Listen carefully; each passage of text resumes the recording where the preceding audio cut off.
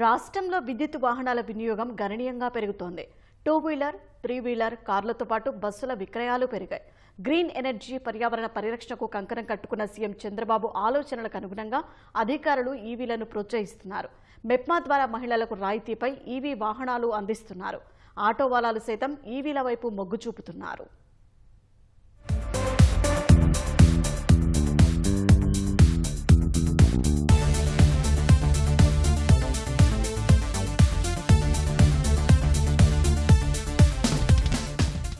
Petrol, diesel ధరలు ఆకాశాన్ని అంటుతుండడం, ఆయా ఇంధనాల వాహనాల కంటే ఖర్చు తక్కువగా ఉండటం, ప్రభుత్వం అనేక విధాల రాయితీలు, ప్రోత్సాహకాలు అందిస్తుండడం వంటి కారణాల వల్ల రాష్ట్రంలో విద్యుత్ వాహనాల వినియోగం క్రమంగా పెరుగుతోంది.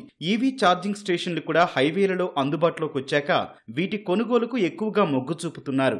2019-20లో కేవలం 1042గా ఉన్న ఈ బైక్ల కొనుగోళ్ల సంఖ్య ఈ ఏడాది మార్చి నెలాఖరుకు 103,000 దాటింది. ఇదే సమయంలో విద్యుత్ కార్ల సంఖ్య కూడా గణనీయంగా పెరిగింది.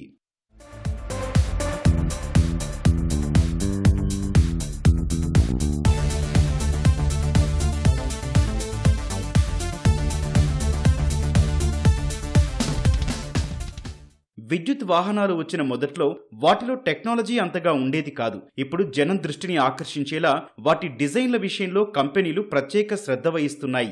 ఛార్జింగ్ సామర్థ్యం, వేగం, మన్నిక పెరగడంతో ఈవీల కొనుగోళ్లు పెరిగాయి. ముఖ్యంగా నగరాల్లో ఈవీల వినియోగం గణనీయంగా పెరిగింది. ఈ ఈవీ వెహికల్స్ అనేది నాయిస్ పొల్యూషన్ ఉండదు, ఎయిర్ పొల్యూషన్ ఉండదు. పెట్రోల్ ధరలు విపరీతంగా మండిపోతున్నాయి ఇప్పుడు. ఈ నేపథ్యంలో ఈవీ వెహికల్స్ చాలా తక్కువ ఖర్చుతో వస్తాయి మనకి. అంటే ఒకసారి ఛార్జ్ చేస్తే ఇంచుమించుగా 200 కిలోమీటర్స్ వరకు మనం ప్రయాణించేటట్టు వస్తున్నాయి ఈవీ వెహికల్స్. అడ్వాన్స్డ్ టెక్నాలజీతో వస్తున్నాయి. మెయిన్గా మనకు కావాల్సింది అది జీపీఎస్ అవనివ్వండి, లేకపోతే డాష్ బోర్డ్ అవనివ్వండి, వాటిల్లో ఉండే మోడ్స్ అవనివ్వండి, చాలా రకాలుగా మనకి అడ్వాన్స్డ్ టెక్నాలజీతోనే వచ్చేస్తున్నాయి. మనకి ఏం కావాలో ఒక వెహికల్ డ్రైవ్ చేసేటప్పుడు ఏమేం కావాలి అని మనం అనుకుంటామో వాటితోనే మనకి ఈ వెహికల్స్ వచ్చేస్తున్నాయి. ఇప్పుడు ఈవీల కొనుగోలుకు ప్రభుత్వం ప్రోత్సహిస్తోంది, రాయితీలతో సహకారం అందిస్తోంది. ప్రధాన నగరాలను కలిపే జాతీయ రహదారుల వెంట పెద్ద సంఖ్యలో ఛార్జింగ్ స్టేషన్లు అందుబాటులోకి వచ్చాయి.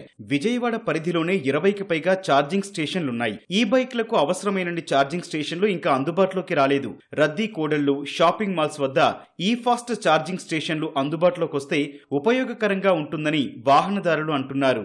సో నేను మంత్లీ వచ్చేసి 9,000 నుండి 8,500 వరకు నేను పే చేయాల్సి వచ్చేది పెట్రోల్ కోసం అని స్పెండింగ్.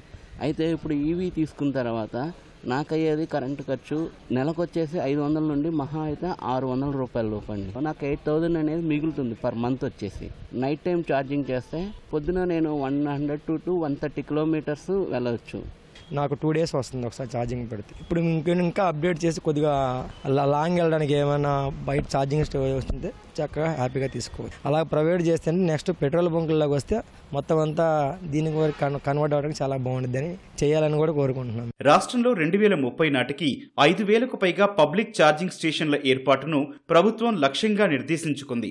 రాష్ట్ర హైవేలు, జాతీయ రహదారులతో పాటు జిల్లా కేంద్రాలు, పట్టణాలు, మండల కేంద్రాల్లో వీటి ఏర్పాటుకు ప్రణాళిక రచించింది. హౌసింగ్ సొసైటీలు, వాణిజ్య సముదాయాలు, రెసిడెన్షియల్ టౌన్షిప్స్ లో బిల్డప్ ప్రాంతం 5,000 చదరపడుగులకు పైగా ఉంటే పబ్లిక్ ఛార్జింగ్ స్టేషన్లకు అనుమతిస్తారు. అక్కడ పార్కింగ్ కు స్థలం ఉండటం తప్పనిసరి. వీటి ఏర్పాటుకయ్యే పెట్టుబడిలో 25% మేర గరిష్టంగా 3 లక్షల వరకు ప్రభుత్వం సబ్సిడీగా ఇవ్వనుంది. ఇప్పటికే ఉన్న ఛార్జింగ్ స్టేషన్లలో అధికంగా వసూలు చేస్తున్నారన్న విమర్శలున్నాయి. పబ్లిక్ ఛార్జింగ్ స్టేషన్లలో ఛార్జింగ్ రుసుములు తగ్గించాలని వాహనదారులు కోరుతున్నారు. పెట్రోల్, డీజిల్ వాహనాలతో పోలిస్తే ఈవీల సర్వీసు, మరమ్మతులు పూర్తి భిన్నంగా ఉంటాయి. వీటి కోసం మెకానిక్లకు ప్రత్యేక శిక్షణ, అనుభవం అవసరం. కావున వీటిని కొనుగోలు చేసిన కంపెనీ షోరూంలలోనే చూపించాల్సి వస్తోంది. దీనిపై ప్రభుత్వం దృష్టి సారించి టెక్నీషియన్లను ప్రోత్సహించాలని వాహనదారులు కోరుతున్నారు. మనకు సర్వీస్ లో వచ్చేసరికి జనరల్ చెకప్ ఒకటి ఉంటుంది. బెల్ట్ మనకి లూజ్ అయిపోతూ ఉంటుంది ఎవ్రీ 5,000కి. సో ఆ బెల్ట్ ని టెన్షన్ చేయాల్సి ఉంటుంది. ఇంకా brake pads cleaning. So general service, ఇంకా మీకు ఏమైనా కంప్లైంట్స్ ఉంటే ఇంకా కంప్లైంట్స్ ఉంటాయి. సో బ్యాటరీ హెల్త్, ఈ ఎలక్ట్రికల్ కాంపోనెంట్స్ అన్ని చెక్ చేస్తారు సర్వీస్. పెట్రోల్ వెహికల్ అంటే ఎవరైనా ట్రైనింగ్ ఇస్తారు, ఈవెన్ బయట అయినా చేస్తారు. సో ఎలక్ట్రికల్ వెహికల్ అలా చేయడానికి కుదరదు. సో దానికి ప్రాపర్ ట్రైనింగ్ ఉండాలి.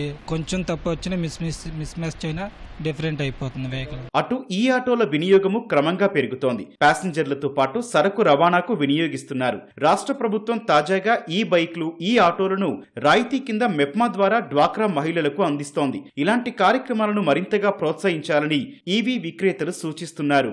ఈవీ ఆటో అయితే అన్ని రకాలుగా ఉపయోగపడుతుంది కదా. మన లగేజ్ కి, షాప్ పరంగా, సరుకులకి, ఫ్యామిలీతో ఎటన్నా వెళ్ళాలన్నా సరే ఉపయోగపడద్దన్న ఆలోచనతో కాస్ట్ చూసుకున్నా సరే 360 ఆ రేంజ్ లో ఉంది. లేదా ఏ బైక్ తీసుకున్నా సరే 1.5 పెట్టాల్సిందే. ఇదైతే మనకు అన్ని రకాలుగా ఉపయోగపడుతుందని చెప్పి దీనికి వచ్చిన తర్వాత ఖాళీగా ఉన్న టైంలో ర్యాపిడో, ఊబర్ ఇవి కూడా వేసుకుంటూ ఇప్పుడు బాగానే ఉంది నా బిజినెస్ పరంగా కానీ అన్ని విధాలు. Comparing to 1 and 2nd year, 3rd year అనేది చాలా ఇంప్రూవ్మెంట్ కనిపిస్తుంది ఎలక్ట్రిక్లో. సో ఆల్రెడీ మెప్మా నుంచి వెహికల్స్ ఇవ్వడం అనేది స్టార్ట్ అయ్యింది. సో మేము కూడా ట్రై చేస్తాం ఇప్పియాలని. సో మా సపోర్ట్ కూడా గవర్నమెంట్కి అట్లాగే ఉంటుంది with any cost of the product. బైక్లు, 3-వీలర్లతో పోలిస్తే విద్యుత్ కార్ల విక్రయాలు బాగా పెరిగాయి. అందుబాటు ధరల్లో ఉండటం, ఛార్జింగ్ స్టేషన్ల సంఖ్య పెరగడం వల్ల విద్యుత్ కార్ల కొనుగోలుపై ఆసక్తి పెరుగుతోందని వివిధ కార్ల సంస్థల ప్రతినిధులు వెల్లడించారు. ఫర్ సపోజ్ మీరు ఎవ్రీ 10,000 కిలోమీటర్స్ ఆర్ 1 yearకి సర్వీస్ కాస్ట్ చూసుకుంటే పెట్రోల్ వెహికల్స్, డీజిల్ వెహికల్స్లో ఆన్ యావరేజ్గా 10,000 to 15,000 అనేది నార్మల్గా ఉంటుంది. బట్ ఎలక్ట్రిక్ వెహికల్స్లో అనేది మీకు 2,000 to 3,000లోనే సర్వీస్ కాస్ట్ కూడా అయిపోతుంది. మంత్లీ ఒక 4,000 కిలోమీటర్స్ ఆర్ 4,500 అట్లా తిరిగినట్లయితే కనుక ఫ్యూయల్ కాస్ట్ అనేది అప్రాక్స్గా 22,000 to 23,000 అనేది ఉంటుంది. బట్ ఈవీస్లో అయితే కనుక అదే 4,500 తిరగడానికి 4,500 రూపీస్ అనేది ఉంటుంది. అంటే 1 రూపీ ఉంటుంది అనమాట. ఆల్ ఓవర్ ఇండియా మీరు ఎక్కడ ట్రావెల్ చేయాలన్నా కానీ ఛార్జింగ్ స్టేషన్ ప్రొవిజన్ అయితే ఉంటుంది. ఈవెన్ విత్ ఇన్ అవర్లో ఫుల్ ఛార్జ్ కూడా అయిపోతుంది అనమాట. ఈవీల వినియోగంలో ఎదురవుతోన్న సమస్యల్ని ప్రభుత్వం ఎప్పటికప్పుడు పరిష్కరిస్తూ మరిన్ని రాయితీలతో ప్రోత్సహించాలని నిపుణులు సూచిస్తున్నారు.